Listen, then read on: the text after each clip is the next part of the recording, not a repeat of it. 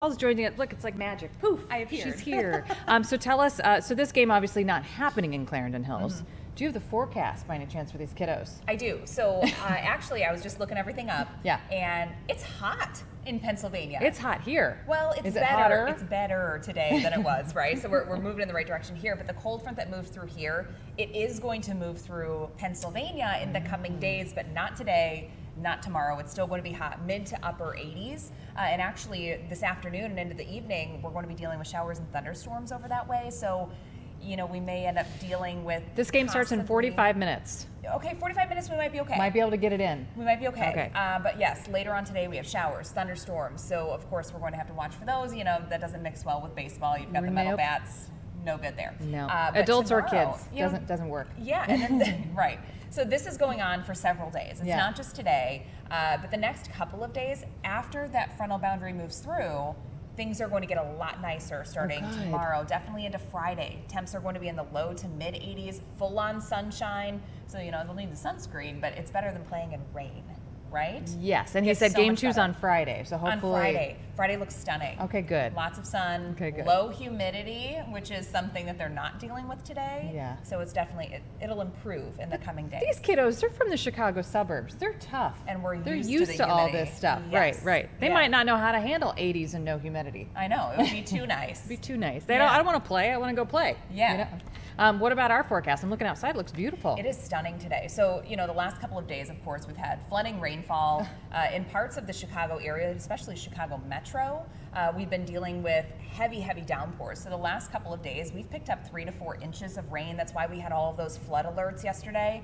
But today, smooth sailing. That cold front brought relief. We have less good. humidity. It is feeling, I was just outside. It's gorgeous. Low humidity. Soak it in. Tomorrow also looks great.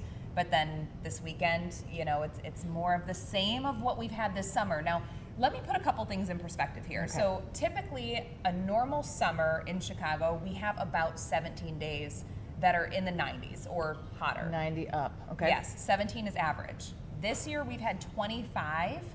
And in my 7-day forecast, I have us in the 90s on Friday, Saturday, Sunday, Monday, and then hopefully we get some relief by Tuesday. But we potentially have another 4 days on tap that could bring that tally up to 29. I was going to say, so we're going to hit 30. We're I think doubling. I we're think going to so, double. because it's not unheard of that we get 90-degree days in September as well. Right. Yeah.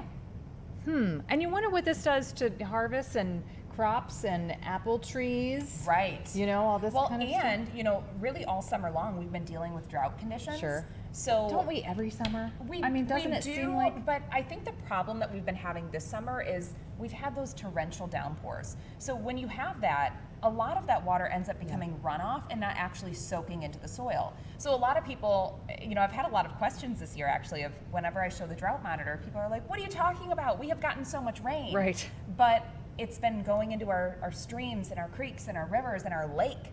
Not so much into the ground because we've been picking up 1 or 2 inches all at one time. Caitlin called it training. Yes. So essentially, And I stopped her in her tracks. I said, what are you talking about? I've never heard this term before. and we've seen it a lot. It's not a new thing, but it's just we've had so many instances of it this year that I think a lot of people are becoming much more aware of what it is. So essentially, you have a storm. Typically, let's say, for example, you've got a storm that's moving from west to east. So it's trailing along, doing its thing. But as it's moving east, it's back building.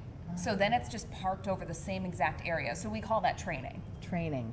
Learn something new every day. What does all this wet weather, this humidity do with our bug population, our mosquito population? See, I think I have a very skewed view because since I live in the city, bugs don't exist. They can't. They can't. Right. It's too harsh of an environment. But I have, you know, I've gone out to the burbs. I'll show you some proof. I'll show you some. So we're definitely dealing with, you know, I think quite a bit of mosquitoes out there in the burbs because we have had a lot of that standing water as well. So yeah, unfortunately, you know, until we can get some of those puddles to dry up, the streams to go down, you know, I think that's going to be our reality.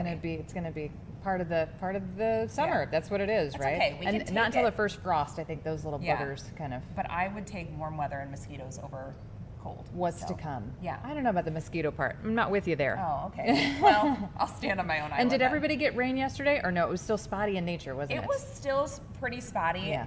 especially the far west places in the viewing area. So west of DeKalb County, or I should say west of DuPage County, places like Aurora picked up some rain, not a lot. Not enough. Most of that rain really did fall from DuPage County into Cook County, down into Will, and then portions of northwest Indiana. So those of you that are in the far west sections of our viewing area, it's still pretty crunchy. So if I'm, crunchy and crispy. So if I'm planning my weekend already, because it's Wednesday, and why not? Yeah. What should I do this weekend? Outdoors? Find more water. Yes, it's going to be hot. It's gonna be hot. Friday we have near 90, lots of sunshine. Saturday we're also going to be in the 90s, but I'm talking mid 90s for Saturday now. So it keeps the forecast, the models keep on bringing us a little bit warmer. And originally it was looking like we'd have a cold front come through on Sunday to bring us some relief. I'm keeping my forecast hot on Sunday, so I think it's going to be more of the same. Heat index values likely around 100, maybe even a couple of degrees above that for both Saturday and Sunday. Okay. So get to the lake. We'll get through it, everybody. Yeah, and We'll lake temps right now are in the 70s. Can't go wrong. Oh, that's perfect. Right. Okay, you just got to brave the heat. You got to Yes. brave that hot sand We to can get do there. it. We only have a couple more weeks of it. We can do it. We can do it. Yeah. We can do it. And then who knows what's to come.